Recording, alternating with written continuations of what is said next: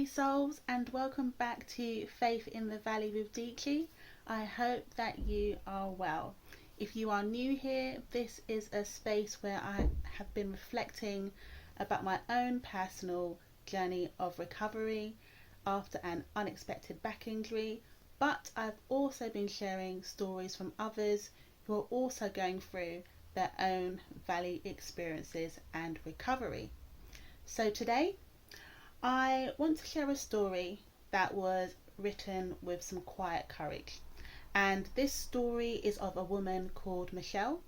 She is in her 50s and she experienced a deeply challenging season of recovery after an unexpected injury. So Michelle says that she is single, she lives on her own, and she's always carried herself with strength and independence. But sometimes the valley comes not because we've done anything wrong, but because this is just life, isn't it? And it can be unpredictable, but it can also remind us of our humanity. And so this is Michelle's story, told in her own words, which I'm going to share with you. So I hope that it brings you some encouragement, and I hope that it brings you some hope as you continue to walk through your own journey.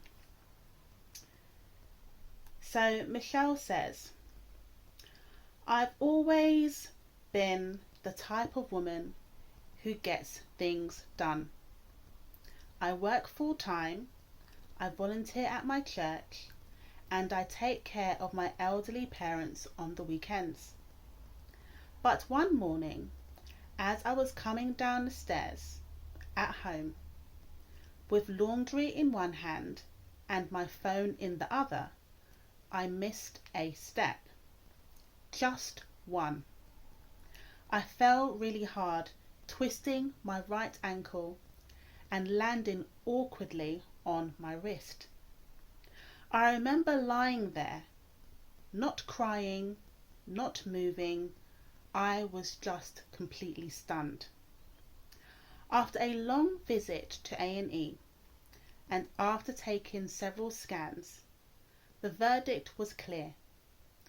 I had severely sprained my ankle and fractured my wrist.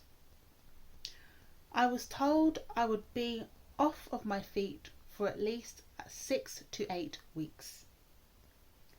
I couldn't drive, I couldn't cook properly, I couldn't carry anything heavy.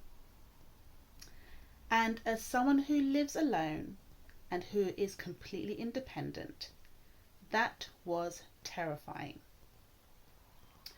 But in the quiet of those early recovery days, when the phone stopped ringing, when friends got busy, and when I had to sit still, I began to hear God again.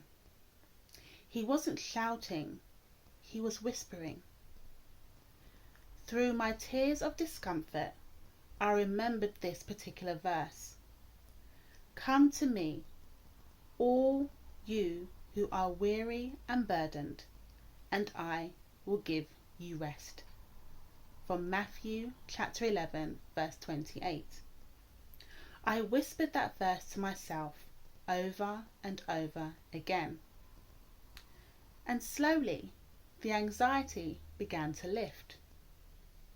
The fear of being alone was replaced by God's holy presence, and I could feel him whenever I was alone. God was with me, not just as a comforter, but as my companion. And I realized I didn't need to be strong. I just needed to be still.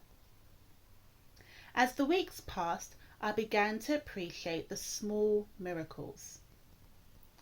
My next door neighbour who knocked on the door with homemade soup one evening. The friend who insisted on picking up my food shopping and groceries.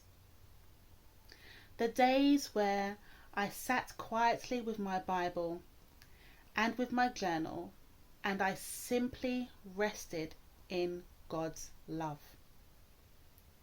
My recovery wasn't quick, but it was sacred.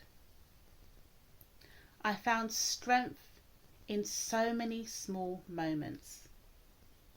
I also found strength in another verse, and it says, "He gives strength to the weary and increases the power of the weak." Isaiah chapter 40, verse 29. And every day I whisper to myself this small prayer: Lord, remind me that I'm not behind.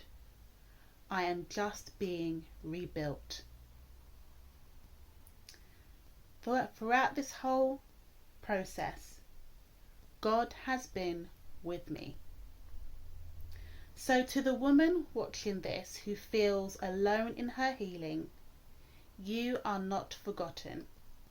Your pace is not too slow. Your emotions are not too much. And your rest is not wasted. If all you do today is take one breath and say, "God, I trust you," then that is more than enough. I said this to God on many days when I felt like there was no one else to lean on. Also, healing isn't linear, it is layered. And I am living proof that even in the middle of the solitude as I travel through the valley, you can find hope and you can find God. And you can also find yourself again. Well, friends, I don't know about you, but I am really grateful for Michelle's story and for her to share it with us. And there are so many things that resonated with me, especially around just saying to God, that you trust him, because it can be so difficult to stay hopeful and full of faith and to trust God and to trust the process when you start to go through something that you're just not familiar with.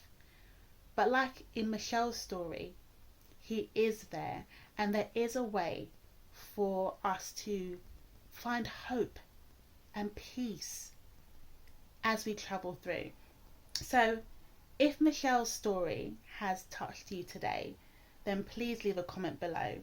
And what part of her journey relates to you the most? And I would love to hear from you if you would like me to share your personal story of recovery as you go through your own journey and valley experience. I'm very happy to do that for you. My details are in the description below. And if you're navigating through your own healing season, then don't forget you can download my free 5-day prayer journal, and you can explore my Faith in the Valley music series to support you during your quiet times of recovery and healing. And so, until the next time, keep resting, keep healing, keep trusting, and finally, may grace meet you exactly where you are. Thank you so much for joining me today. I've really enjoyed speaking with you. And until the next time, take care.